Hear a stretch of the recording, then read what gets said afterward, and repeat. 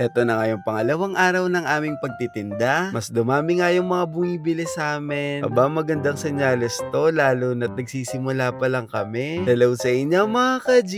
Kagabi around 10 p.m, nagbalot na kami ni mama nitong lumpiang gulay. Habang si Eliza ay nag-iPad siya sa likod namin. Nabitin nga kami ni mama sa pagbabalot ng lumpiang gulay dahil nagkulang yung pabalot namin. Ayan yung mga nagawa namin at ang dami pang natirang mga gulay. Sayang naman to kung di maibabalot, kaya naman sabi ko kay mama, tara bumili tayo ng pambalot. Sabi ko kay mama, alam ko nang i-drive yung kolong-kolong, kaya naman ito na lang yung gamitin namin ngayon. At ayan si Eliza, kahit gabi na, napakasaya pa rin. Tinatanong nga ako ni mama dyan kung sigurado ba ako na alam ko nang i-drive to. Sabi ko kay mama, oo, ayan nga nadadrive ko na siya pa konti-konti kahit mabagal. Kinakabahan nga daw talaga si mama kasi baka bigla kaming huminto sa gitna ng highway. At tama nga yung hinala ni mama dahil biglang huminto to habang sinusubukan ko.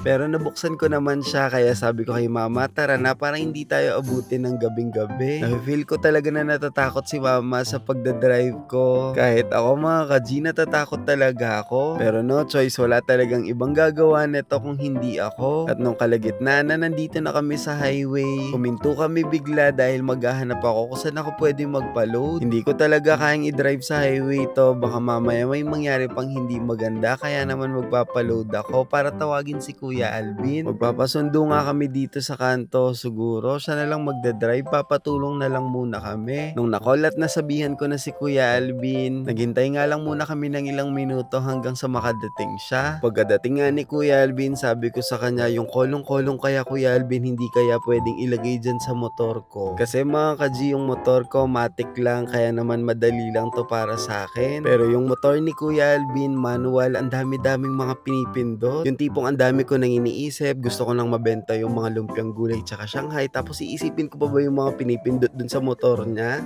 Fast forward ko na mga ka-G, nandito na kami ngayon sa palengke at si Kuya Alvin na lang yung naghatid sa amin dito. At 11 p.m na nga kami nakauwi ng bahay dyan, kaya naman sabi ko kay mama, bilisan na nating tapusin to para makatulog tayo agad. Sa mga moment na yan, mag-aalas 12 na nga at kailangan pa namin gumising ng 4 a.m. Dahil 6 a.m ako umaalis ng bahay, dapat lahat to luto na bago mag 6 a.m. Nung matapos kami magbalot, si Eliza naman balot na balot dahil ang sarap ng tulog niya. Nararamdaman ko na hindi sasama si Eliza sa akin magtinda ngayon. Ramdam ko naman kasi kung gustong sumama ni Eliza nauuna siyang gumising sa akin, pero ngayon ang sarap pa talaga ng tulog niya. Hindi ko na siya ginising dyan, hinayaan ko na muna siyang matulog ng mahaba. At ako lumabas ako para i-check yung mga niluluto nila Kuya Alvin. Aba-abang aga nilang nagising ha. At habang nagluluto si Kuya Alvin, naamoy ko na tong mga lumpiang Shanghai. Habang nagluluto dyan si Kuya Alvin, nagtoothbrush na muna ako. Matapos ko mag-toothbrush dahil may pasok si Eliza mamaya sa school, pinipare ko nitong mga gagamitin niya at susuotin niya. Sabi ko nga kay mama dito, ma, yung mga gamit ni Liza tsaka yung bag niya nandun sa kwarto ko, no? Mamaya pagkagising niya, ikaw na muna magpaligo sa kanya at magpabihis. Dahil maaga ako nga alis, magtitinda na ako dun sa school niya. At dahil mamayang 9 a.m pa naman yung pasok ni Eliza, hayaan mo muna siyang matulog. At habang nagluluto nga si mama at si Kuya Alvin dyan, ako naman, mag-walking na muna ako dito sa amin kahit 5 minuto lang. Sa mga moment na to, madilim pa talaga yung paligid. Napakasarap nga talagang gumising ng umaga dahil napaka-fresh ng hangin. Kaya naman ayan, naisipan ko munang maglakad para ma-exercise yung mga legs ko. Pero habang palayo ako ng palayo, may naririnig akong mga kahol ng aso. Napahinto nga ako dyan dahil marami-rami yung mga kumakahol. Natakot nga ako dyan kaya bumalik na lang ako. Mananahimik na lang ako sa bahay dahil baka ma-inject pa ako ng anti-rabies. At napakabilis nga talaga ng oras dahil lumiwanag na talaga.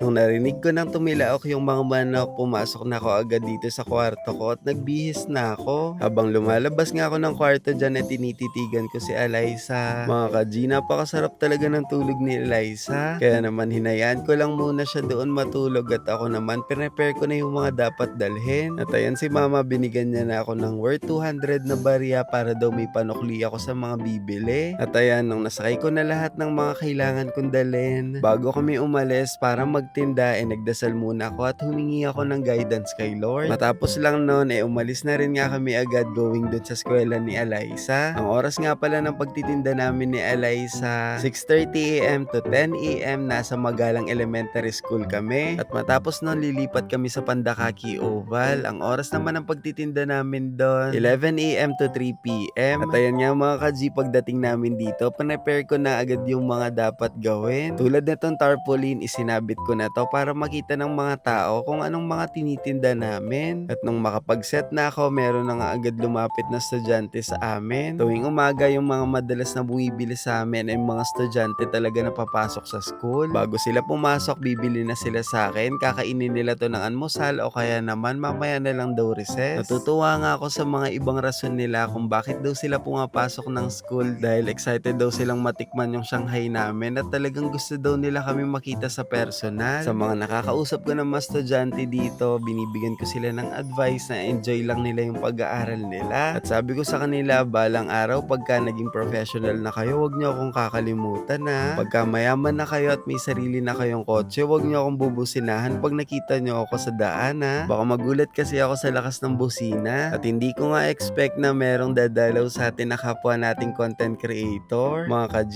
siya nga pala si Rog. Kasama niya yung girlfriend niya. At ang mga madalas nilang kino-content ay about sa food. Sobrang natutuwa nga talaga ako dito habang pinagmamasdan ko silang nagfi-film. Hindi ko talaga expect na merong mag-feature sa atin. Malaking tulong ito, kaya naman nagpapasalamat ako sa iyo, Rog. Mga ka-G, ito yung Facebook page niya. Nakalimutan kong sabihin si Eliza nandito na rin pala. At meron pa nga natira na 2 lumpiang gulay, kaya naman kinuha ko na agad to. Sabi ko kay Eliza, ibigay mo to kay teacher mo ha. At sabi ko kay Eliza, pag nakita mo si teacher, kayong teacher mo, mag-bless ka lagi sa kanya ha. At matapos ko nga lang uminom dyan, inaya ko na agad si Eliza na pumasok ng school. Natutuwa lang ako na talagang walang nasasayang sa oras ko. Dahil bago pumasok ng school si Eliza nagtitinda ako. Pag naman pumasok siya ng school, babalik ako dun sa pagtitinda ko ulit. Pero dahil sold out na ako, nakikipagchismisan na lang ako dito sa mga katabi kong nagtitinda rin.